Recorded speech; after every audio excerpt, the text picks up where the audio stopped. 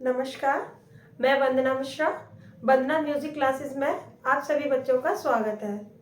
बच्चों, आज हम आपके लिए 10th बोर्ड का जो हमारा एग्जाम आने वाला है उससे संबंधित वीडियो लेकर आए हैं, जिससे हम चाहते हैं कि हमारे बच्चे वो इम्पोर्टेंट टॉपिक को स्पेशली पढ़ें। वैसे इतना ज़्यादा कोर्स नहीं है, आप पूरा ही लर्न करिए, लेकिन कुछ टॉपिक होते हैं ना कि जिनमें 100% आना ही है, वो टॉपिक हमने आपके लिए सिलेक्ट किए हैं। आप इन टॉपिक को रिवाइज कर लीजिए बच्चों, अच्छे से लर्न कर लीजिए। इनसे आगे कुछ भी नहीं आएगा, सारा पेपर आपका बोर्ड का इन्हीं टॉपिकों में है। तो चलिए बच्चों, आज हम आपको 10th का जो हमारा पेपर बनेगा, जो आने वाला है, किन किन टॉपिकों से आएगा, उन टॉपिकों को हम आपको नोट भी करा देंगे और आपको समझाएंगे भी, और किस तरह बताएंगे कि किस किस तरह से आपको कैसे कैसे इनमें पढ़ना है, जिससे हमारा आपका जो एग्जाम होगा वो अच्छे से हमारा समझ में भी आपको आए और क्लियर भी हो जाए। चलिए बच्चों, नोट करिए और पहले तो आप समझ लीजिए। पहला हमारा, और नंबर 1 बच्चों ध्यान रखिए कि हम संगीत गायन का पेपर आपको समझाने जा रहे हैं कि किस तरह से आपका पेपर बनेगा, किस किस टॉपिक से आपके प्रश्न आएंगे, शॉर्ट आंसर, वेरी शॉर्ट और लॉन्ग कैसे बनेंगे, वो सब हम आपको बताएंगे। ठीक है ना बच्चों। पहला है आपका स्वर। इस पर बच्चों हमने वीडियो भी बना रखी है। स्वर के प्रकार, इसमें से आपको 100% आपको क्वेश्चन देखने को मिलेंगे आपको बोर्ड में बच्चों, कि आपको स्वर कितने प्रकार के होते हैं, कोमल स्वर क्या है, तीव्र स्वर क्या है। ये इससे वेरी शॉर्ट हुआ, ऑब्जेक्टिव हुआ, इसमें आपको पूछ ही लिया जाता है, और आप इसमें जब भी आप पढ़ेंगे तो आपको पता चलेगा कि ये हमारे यहाँ से किस तरह से कितने क्वेश्चन बन सकते हैं।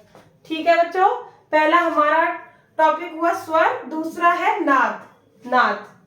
और बच्चों हम आपको ये भी बता देंगे कि किस किस टॉपिक की वीडियो आपको हमारे चैनल पर मिल जाएगी और किसकी नहीं है, वो भी हम आपको बता देंगे। तो वो आप कहाँ से तैयार करेंगे वो भी आपको बता दिया जाएगा और कैसे करेंगे। ठीक है ना। दूसरा आपका टॉपिक आया नाद में बच्चों, नाद की परिभाषा, नाद के प्रकार, नाद की जात, विशेषताएं, ये सब कुछ आप अच्छे से लर्न कर लीजिए। आपको हमारे चैनल पर नाद की बहुत ही इंपॉर्टेंट वीडियो है जो हमने बहुत ही सरल भाषा में बताने की कोशिश की है, आप उसको देखिए बच्चों और आपको पूरा समझ में आएगा। ठीक है। उसके बाद है हमारा तीसरा सप्तक को भी आपको हमारे चैनल पर इसकी वीडियो मिल जाएगी, और सप्तक का पूरा जो टॉपिक है वो बहुत ही इम्पोर्टेंट है।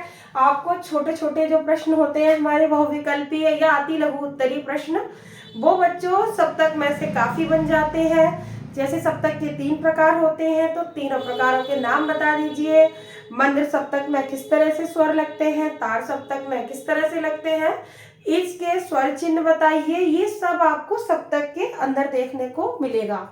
सप्तक का जो हमारा टॉपिक है उसके अंदर आपको देखने को मिलेगा। चौथा है बच्चों हमारा 10 थाटों के नाम, थाट की उत्पत्ति, थाट का प्रचलन, थाटों की संख्या, थाटों के स्वर चिन्ह।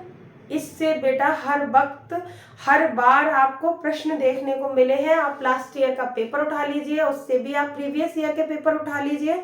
आपको हर पेपर में, हर संगीत गायन के पेपर में, वादन के में भी पेपर में कभी कभी पूछ लिए जाते हैं।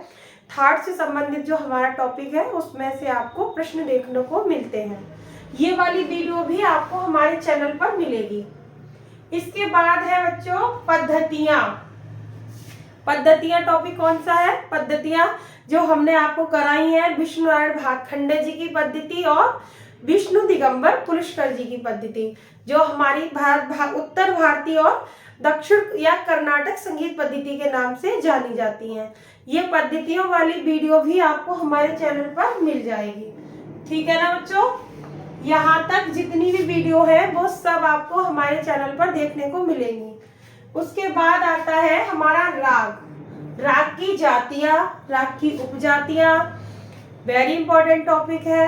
आपको इससे क्वेश्चन देखने को मिलेंगे और ये वाली वीडियो भी आपको हमारे चैनल पर मिलेगी। ठीक है ना। अब आता है बच्चों अगला टॉपिक है राग।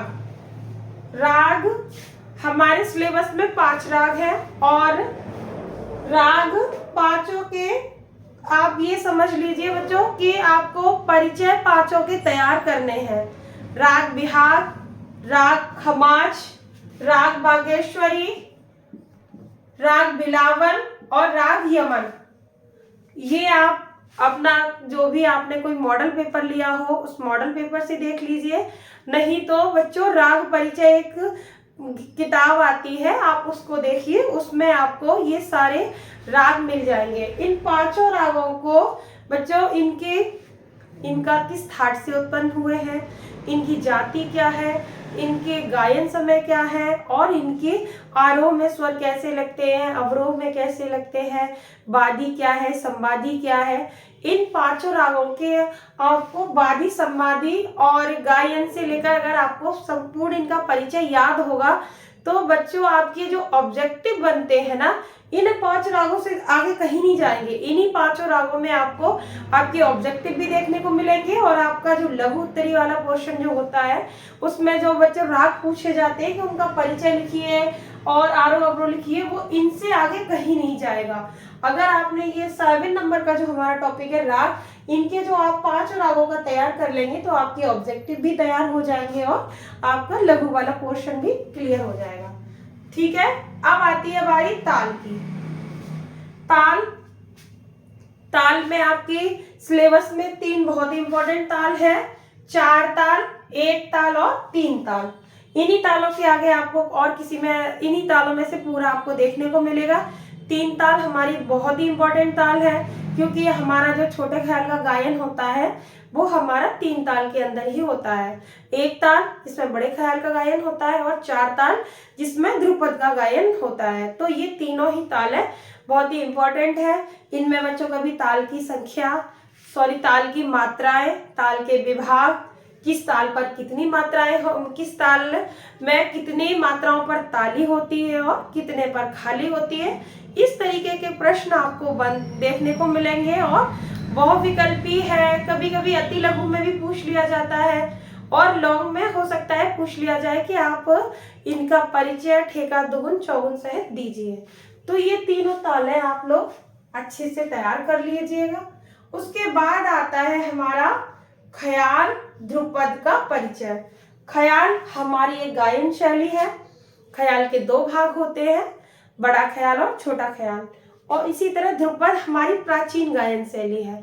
ध्रुपद के 4 भाग होते थे और स्थायी, अंतरा, संचारी और आभोग। बच्चों ये दोनों ही टॉपिक हैं आपके, ज्यादातर ये पूछ लिए जाते हैं और ये आपका इस तरह से लघु में ही पूछा जाएगा। अगर पूछा जाएगा तो लघु में या फिर ये लॉन्ग में, विस्तृत उत्तरीय जो प्रश्न होते हैं उनमें पूछा जा सकता है। ये वेरी शॉर्ट में नहीं आता है, तो ये लॉन्ग आंसर टाइप क्वेश्चन में आ सकता है और लघु में आ सकता है। उसके बाद आता है ये जो हमने आपको 10वां टॉपिक कराया है, परिभाषा। परिभाषा क्या है? कभी कभी बच्चों जैसे पूछ लिया जाता है लॉन्ग आंसर में या फिर लघु में कि एक नोट दे दिया जाता है, निम्न शब्दों पर टिप्पणी कीजिए। टिप्पणी का मतलब उस जो हमने पूछा है उसके बारे में आप बताइए कि ये क्या पूछ रहा है, उसको आप परिभाषित कीजिए कि उस शब्द का क्या मतलब है।